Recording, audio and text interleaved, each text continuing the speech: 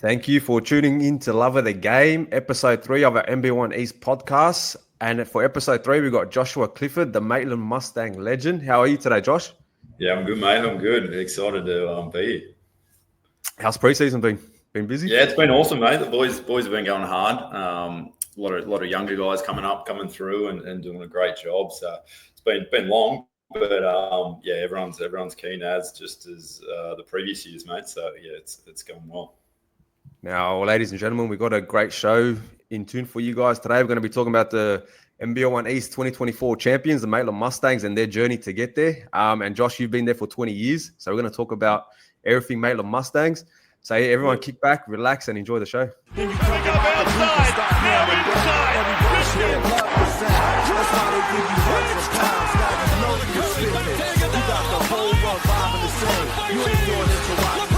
You got love for the game.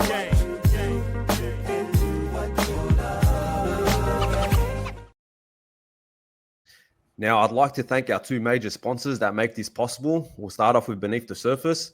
Life can get tough and put you in difficult situations, but you can face the tough times by unlocking your true potential through the power of breathwork. Take the first life-changing steps by booking your session with Beneath the Surface today. You can find their information on their Instagram and also on their website, Beneath the Surface. I'll put it up on the link below. And also Pinpoint Physio. Got an injury or ongoing pain? The team at Pinpoint Physio can treat everything from sports niggles to workplace strains. Pinpoint team also run the Shire Fracture Clinic, a top alternative to spending hours in emergency. Let their physios and orthodontic doctors work together to get you back on your feet faster.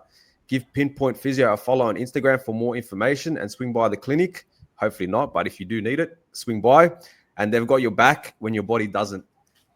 Now, Josh, look, I started doing the NBL1 East podcast kind of last season, but I was very, very intrigued with the Maitland Mustangs. When I first saw it, I saw you guys lost 2 grand finals in a row. And then I ended up getting William Cranston land on the show last year.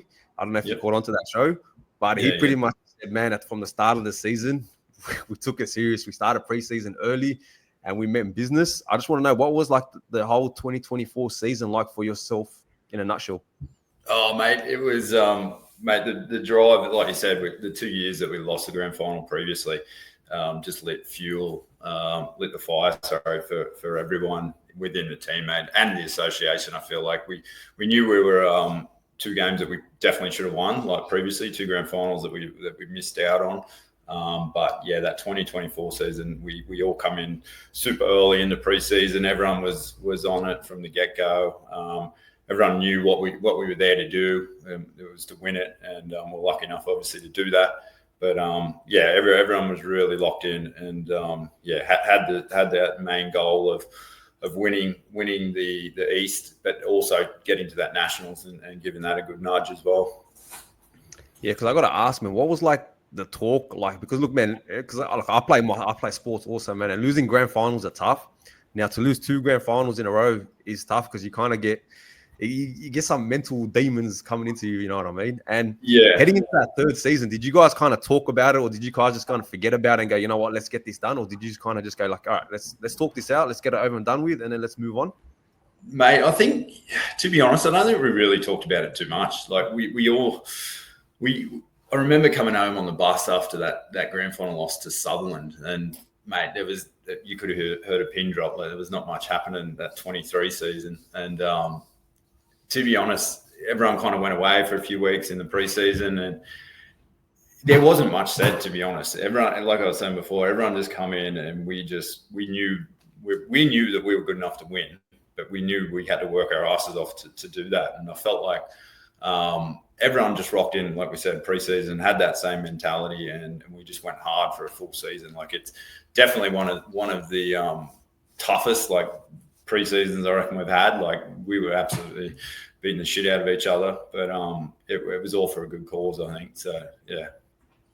Now I want to talk about the emotions of that game, because man, look, the crowd was stacked with Maitland Mustangs fans. It was buzzing, and also at the same time seeing the pictures. I know James Doherty, he's my OG goat for the photos. He took some mad photos of you guys celebrating with the crowd. William Cranston now with his title. But also, there was a point there where Caleb Fogarty, the commentator for Maitland Mustangs. He was there, and he's ending to that game. I don't know if you heard it. I'm probably sure you heard, but I got goosebumps listening to it because he was so passionate about the Maitland Mustangs too. As a whole, for the whole community organization, what did it mean to you guys to go, you know what, like we actually got it done? Mate, I think it was huge. Like it's our first as a whole Maitland Mustangs. Like we've won some titles before in state league and youth league and things like that, but to be able to win it at that top level, like ABA and then NBL1, it was the first for our club. We are obviously a country club compared to a lot of the Sydney teams, and I think we use that to our advantage massively, mate. We've got such a tight-knit community within the basketball group, and our sponsors that were involved in that as well are right behind us. And, mate, yeah, last year was incredible. Obviously, the fans, with the 2 grand final losses previously, they knew that we could win. Like, so we were rocking up to sellout games after sellout games at home, and I'll never forget rocking up to, I think, the semi-final at home, and it was 2 hours before the game, and there was a lineup like 100 feet out the front of the stadium. Like for an NBL1 game, like that's amazing. So to have that support and see them all rock up to the grand final down there at Penrith was amazing, mate. That's definitely another boost that you've got on the court, knowing those guys have got your back. So yeah, huge. So grateful for like our fans and sponsors and everyone around us. But like I said, I felt like that snowballed every year. We're just getting more and more momentum. So yeah, cannot thank them enough. And that definitely helps us to get over the line there last year for sure. Yeah, because I remember getting Chris Bryant on the show last season also, and I asked him, which fan base do you hate going to? And he goes, bro, the Maitland Mustangs, man. Like their crowd is just rowdy, man. They let you hear about it. Yeah. Do you enjoy it? Because I know, like, as I said, you've been around the club for 20 years. Do you feel like the whole NBL1 landscape is kind of improving and kind of taking off, especially in the Maitland sort of community? Oh, absolutely, mate. Absolutely. It's since NBL have come on board with this competition, it's just gone leaps and bounds every year. But I think we're 4th year. Yeah, this would be the 4th year. I think we're into it in the East now. And mate, it has been the best thing. Like those guys definitely don't get enough credit, I don't think, for what they're doing for not only this competition, but in basketball in general. Like a lot of the youth guys, junior Mustangs coming through and junior players look up now to the NBL1 as a stepping stone, obviously, to the NBL. And I know a lot of those guys just want to, they see our home games and they want to be out there playing as well. So, which is exactly like I was when I was a lot younger. But yeah, just been, I guess, seeing the progression from, I guess, ABA, Waratah League, and now into the NBL1, and the level of professionalism that just seems to be going up leaps and bounds, and the sport growing in general, the amount of people, the amount of, like I was saying, the crowds that we're generating now is amazing compared to 10, 15 years ago. Do you know what I mean? So, yeah, those guys and NBL, especially for creating this kind of pathway for players and future kids that want to step into the sport. I think they definitely don't get enough recognition, but it has been amazing, the leaps and bounds it's taken for sure. No, definitely. And we're going to talk a bit more about the whole NBL1 East landscape in a bit. But there was one thing that I want to talk about in particular is Coach Boyle. There was a post where he goes, you know what, Josh has been there with me for 20 incredible years. From the moment he joined, Josh has been an integral part of the team and a true leader both on and off the court. Josh's relentless work ethic, determination, and passion for the game have been evident every single season. And it's inspiring to see him continue to give everything he's got year after year. Not only has he been a key player, but he's also been a great mate, and it's been an honor to share this journey so far with him. Here's to many more years of success and memories with the Mustangs. I just want to know, did you guys share a special moment after the grand final to go, you know what, Coach, like, hey, we got this done finally? Or yeah, for sure. Sorry, what was that? And what has Coach Boyle meant to you on a personal level? Oh, for sure, mate. Yeah, after that grand final, you probably saw the interview after. I got a little bit teary talking about him, but yeah, mate, he honestly has been, he's the heart and soul of this club. Like he lives and breathes basketball, mate. And he to where he's gotten this club is amazing, and the trajectory that this club is on is all comes down to there's a lot of other guys involved, but yeah, he's definitely a main focus of us in the senior teams and things like that. But look, I've been with Luke. I think my first game in the senior team I was 15, and Luke was obviously playing then as well, and I've played every single game over that 20-year period. Well, this is the 20th year period.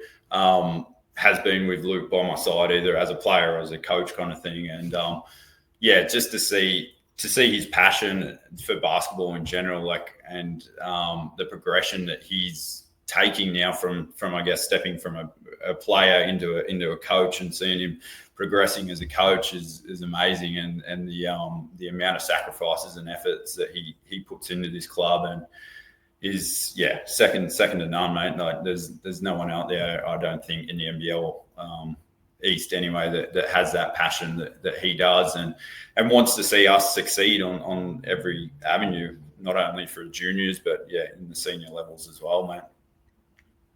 Now I want to ask you, man, because look, at the start of last season, after probably about round 10, I kind of caught it. I go, look, Maitland Mustangs are going to versus the Canberra Gunners in the grand final. It was destined to happen. How did you guys feel heading into that game? Like, were you confident, or was there a bit of nerves kicking in, or were you like, you know what, like, we're getting this done regardless of who the hell we're versing anyway? Mate, to be honest, there was probably a little bit of a bit of that. Like, I think we all walk. I still remember getting off the bus in Penrith there and walking into the stadium, and everyone was just that focused. It was a lot different feeling from the previous 2 years' losses, I guess. It didn't matter, like you said, who we were coming up against on the other end of the floor there. I felt like we all knew what job we had to do, what role each player had to get that job done, and everyone was just locked in, mate. Like, probably a little bit of arrogance there in self-belief, not against the other opposition at all, but just in our own self-belief, we knew what we had to get done, and I felt like it showed in that grand final. I felt like we dominated a portion of it, which was great to see, and get it over. But let's be honest, bro, you dominated the whole game. It was pretty much a wire victory. You kind of always waited for Canberra Gunners to make their run, but it just never happened.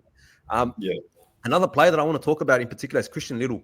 Look, he came into the league last season, and he kind of just like talked the talk and goes, bro, I'm the missing piece for this team to get it done. What did Christian Little bring to that team?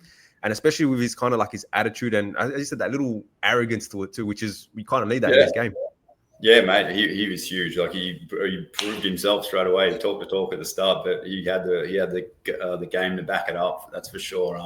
It was great to see his progression throughout the year as well. Like, he kind of come in as a defensive style, real aggressive, which he was throughout the period. But then throughout the season, you could see his offensive start as he was recognizing the style of play and things like that. Obviously, coming from the States, you could see his offense starting to progress, game in, game out. And yeah, mate, he was huge. He was definitely that piece that we needed, and that extra bit of grunt on defense and offense at the end of the year as well that produced. But yeah, he was huge, mate. Great bloke, and just strives, like, works hard, super hard at training, always pushing everyone else to train their best as well and get the best out of everyone else, mate. So yeah, he's an amazing guy and a perfect fit for this club, mate. Now, I've got to ask, man, because look, I love Christian Little. I love what he's about, because I remember watching a game. I think he got into early foul trouble in the first sort of like 2-3 minutes. You guys were playing at Auburn. Yeah. And then he came back on the court, and normally as an import, you'd come in, you just chase your shots, but he still kept playing the game the right way, kind of feeding his teammates, and didn't really care about the stats. I just want to ask, what is his mentality like heading into this season, now that his backcourt duo, William Cranston-Lown, isn't there? Because I know those boys were kind of doing their thing in college also. What's his mindset been heading into this season without William Cranston-Lown? Mate, to be honest, I don't think it's changed too much. Like, he's still ultra aggressive, defensively and offensively as well. And that's exactly what we need, and we get out of him week in, week out. He's so consistent, game in, game out, and training as well. You know what you're going to get, which is, I guess, a luxury as you're going to get a certain amount of points out of him or a certain amount of defensive stops and things like that, game in, game out. So he's not on that roller coaster game, like showing up some weekends, showing up not another time. So that he's only getting better and better as well. Like from our preseason, I've seen this year compared to last year, he's offensive, like I was saying, is getting better and better as well. There's more points I feel like this year coming out of him as well. And I think that's just because he's spending more time within the league. He's starting to recognise what he can do offensively, and yeah, for sure, he's going to be hard to stop again this year for sure. Now, look, we're going to talk about the 2025 upcoming season because, look, I'll be honest, man, this competition is stacked with talent this season.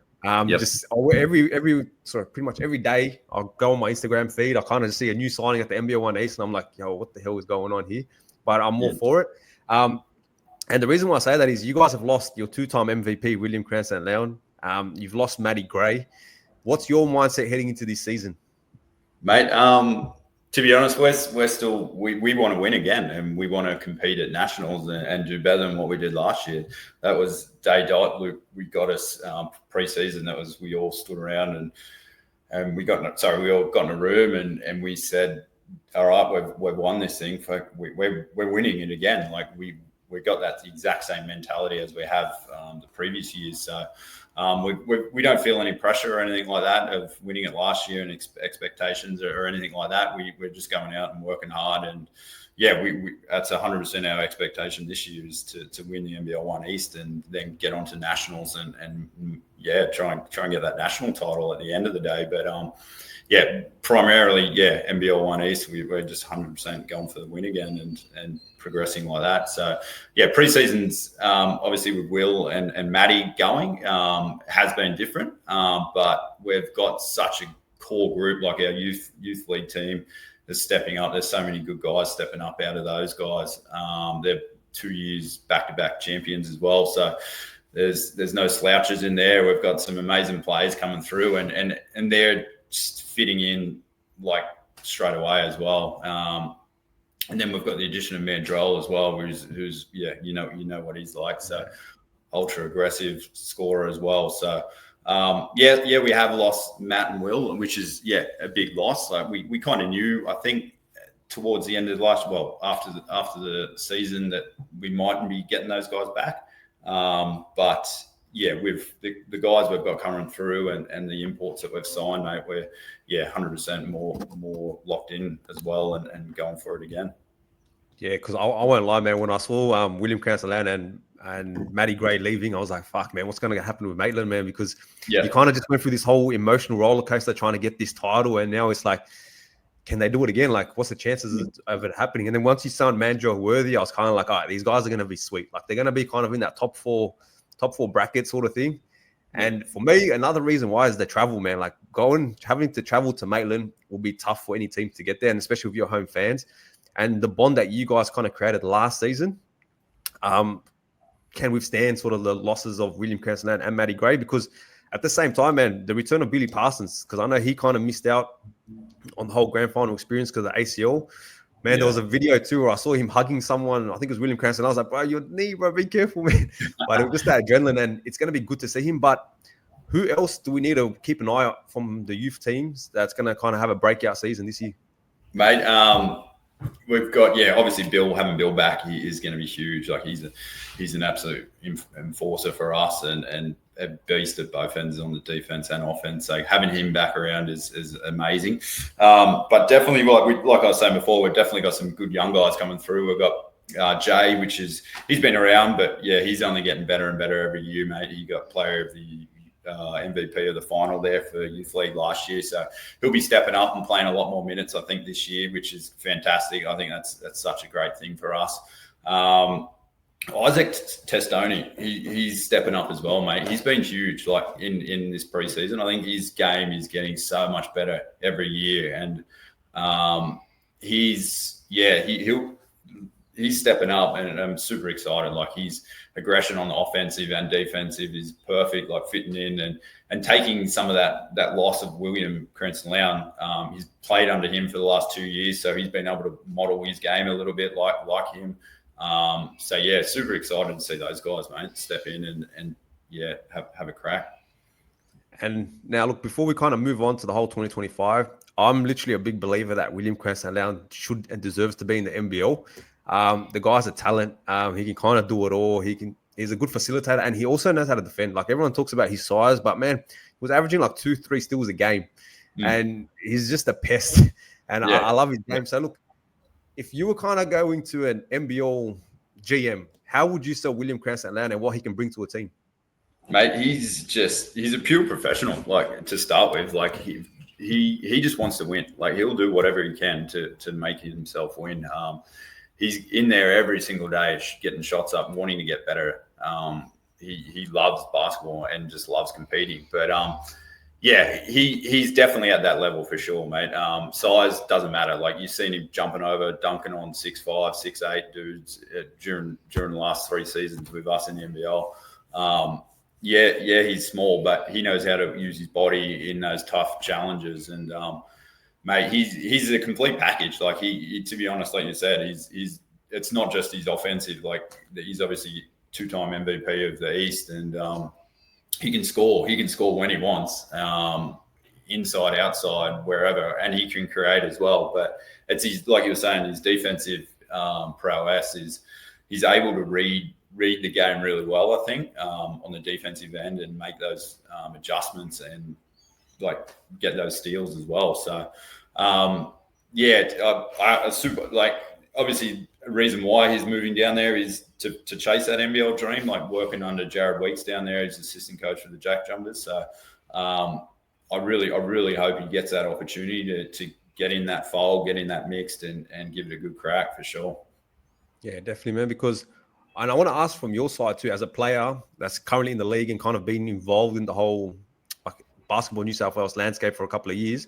Do you feel like the NBL1 East is kind of getting that respect it deserves now? Because you kind of see Alex Higgins-Teacher getting that DP contract, doing his thing. William Hickey in the NBL finals, just 22 points. And personally, man, he's got a shot at winning MVP of the final series if the Hawks can get it done, because Trey Kell was out again. Yep. And William Cranston, I feel like he does deserve a shot. And then you got Jason Kadee, Todd Blanchfield kind of starting to play in the NBL1 East. Do you feel like the NBL1 East is getting the respect it deserves? Yeah, absolutely, mate. I think, for years, like you said, the Waratah League, before the NBL even got involved, was kind of always seemed to be as a bit of a weaker league. But now the more NBL's taken over, the progression I see it taken, and these guys coming back, like Jason Kadee, he's obviously coming back for a reason to play at his local club. But to see this league grow year in, year out, it is starting to get its recognition. I don't think it's fully there, but we were pretty disappointed, I guess, how we performed down at Nationals last year. I think we had a red hot crack at knocking over Knox, and ended up winning it.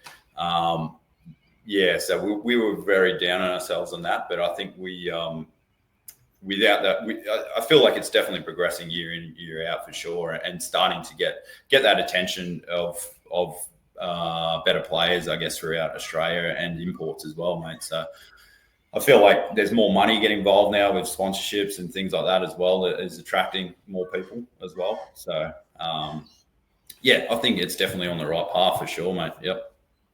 Now, I've got to talk about the whole NBL1 East landscape currently as is. Like, you got yourself as the defending champions, and I got the Canberra Gunners looking to run it back. They pretty much got the same squad, same lineup, and man, I personally have them as pretty much like one of my top 2 favorites this season because of that trio, William Mayfield, Glenn Morrison, and James Toohey. You kind of know what you're going to get from them every single week.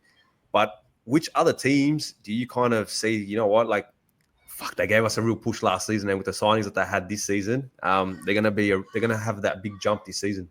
Yeah, mate. There's a few this year. Definitely, like you said, Canberra. They got that core group sticking around, mate. I think that's going to help them for sure. But look, the Hawks, I feel like this year they've made some really good signings.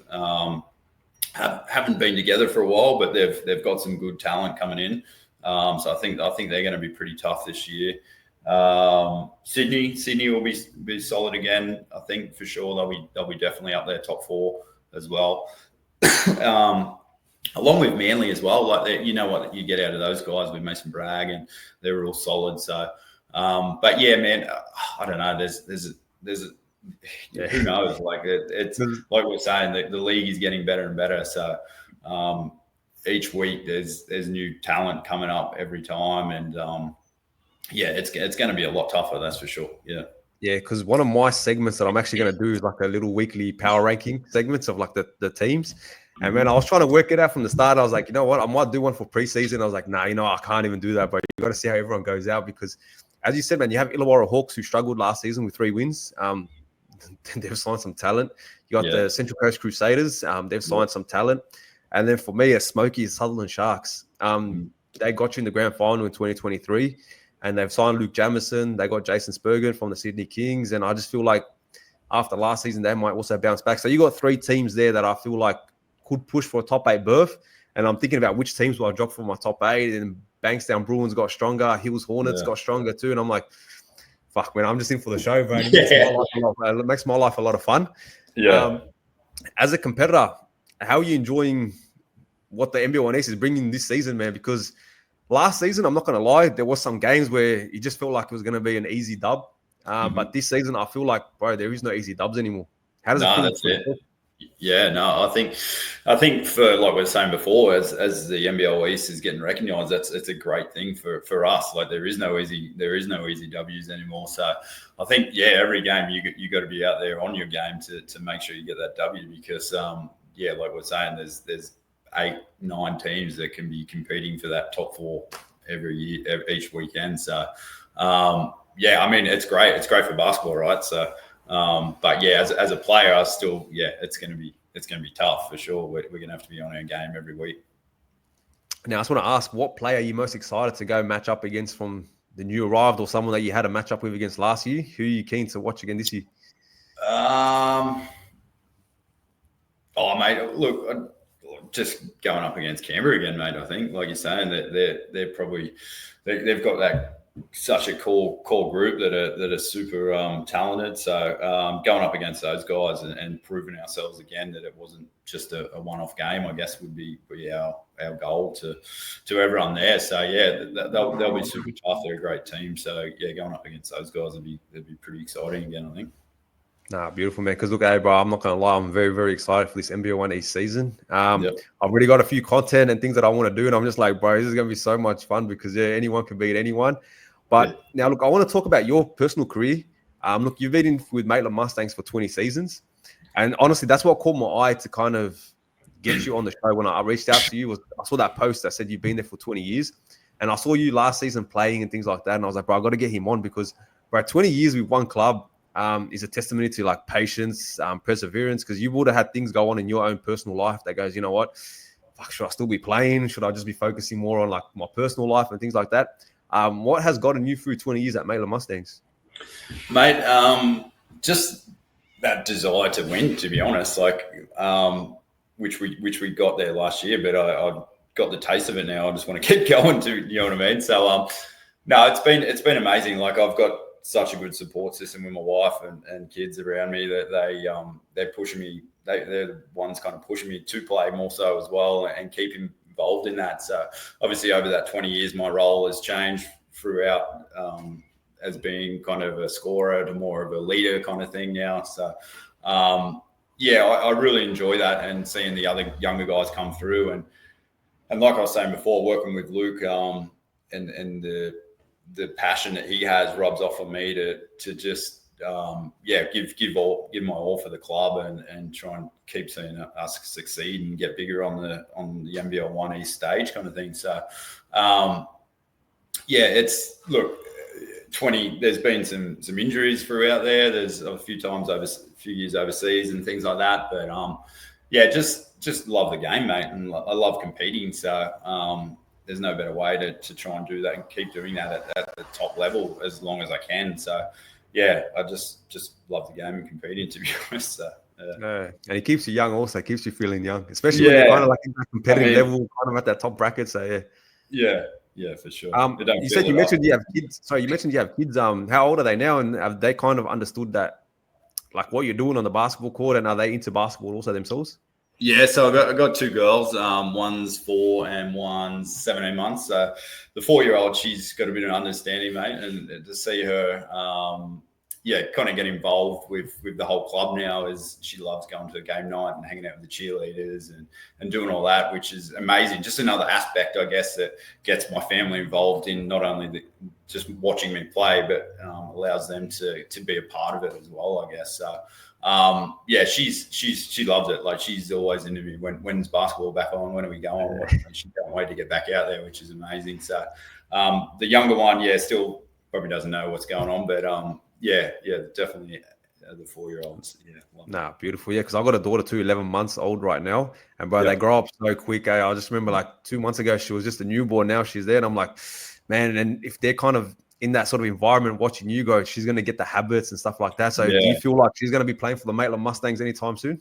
Mate, I hope one day. Yeah. She's super tall. She's my wife is 6 foot, and I'm 6'4", so she's 4, and she stands out. She looks like a 7-year-old compared to some of her 4-year-old kids. But hopefully, she's showing interest. But just let her pick her avenue at the minute. But hopefully one day she'll be chucking a jersey on for sure.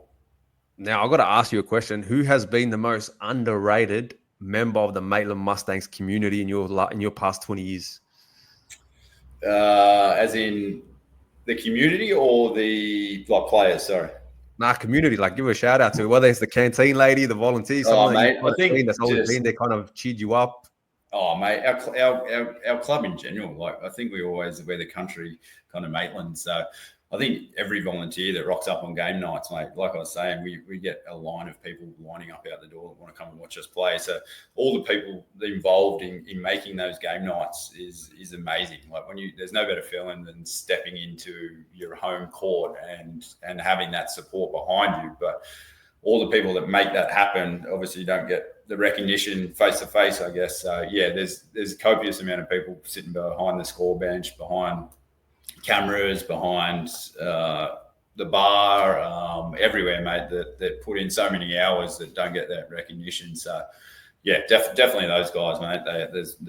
They know who they are if they're listening, and we cannot thank you guys enough for what you guys do for not only the NBL1 men and women team, but the club in general. Like, we're on such a good trajectory at the minute that it's great. Now, before I move on to my love of the game questions, I've got 5 questions for you. I just want to ask one more question. Is during that whole 20 years, was there a point or a moment where you go, you know what, I think I need to give this up? And who was it that kind of you leaned on for an advice that kind of goes, you know what, I'm going to give this one more crack, and then you kind of kept going? Yeah, for sure, mate. I moved overseas probably halfway, maybe 13 years into that kind of 20 years, and I missed a couple of years. And when I moved back, I was contemplating whether I come back and give it a crack. But I think, I don't know, mate, to be honest, like I was saying, my wife definitely pushed me. Like, she loves seeing me. I think I need to keep myself active to keep myself sane sometimes. And I think that helps her out as well, keeping me active.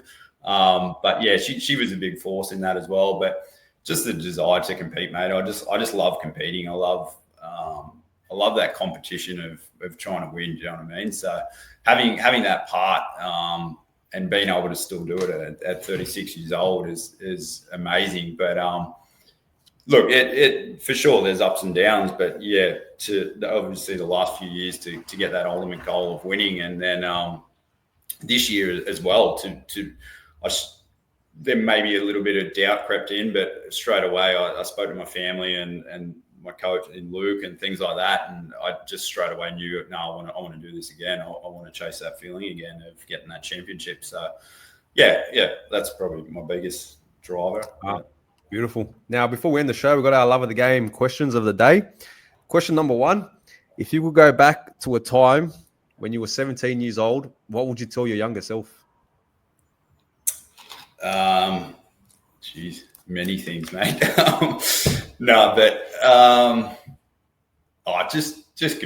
Just compete, mate. Like I think I've done a pretty good job, but just stop worrying about whatever anyone else thinks, and if you've got a desire to compete and you know what you want to do, just do it. Like, stop worrying about what everyone else thinks. Probably is my biggest thing.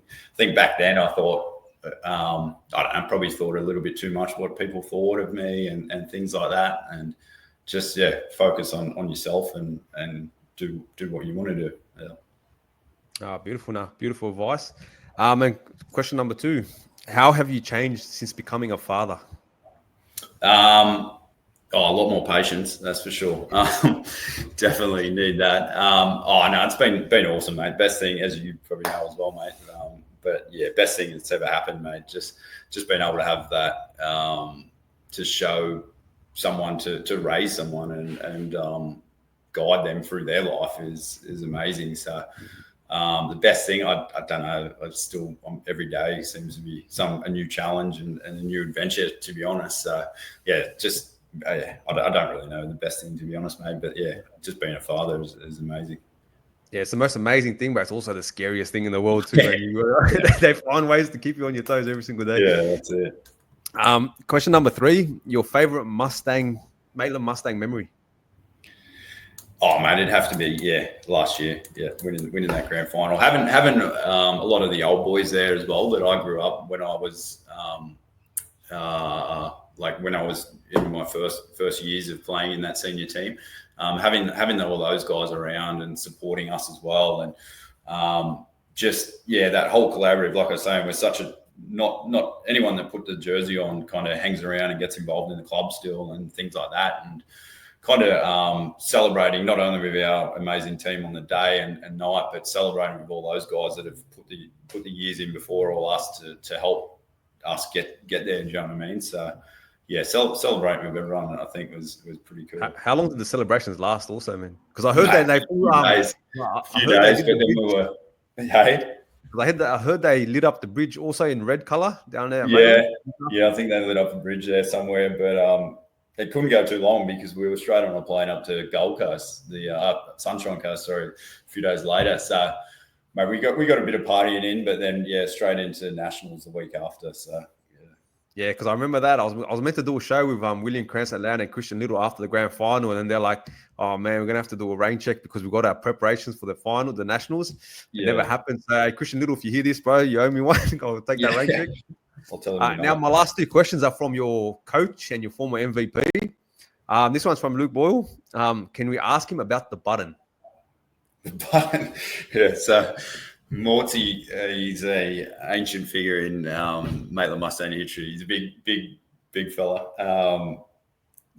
Anyone who's played for Maitland has smelt the button. I'll just say that it's a bit of a cultural initiation for the team. So it's good. That's all. I'll leave it there. I can just picture it. And the last question is from William Crescent Leon. Ask him who the best tennis player on the team is now that Will's gone. Me, I think.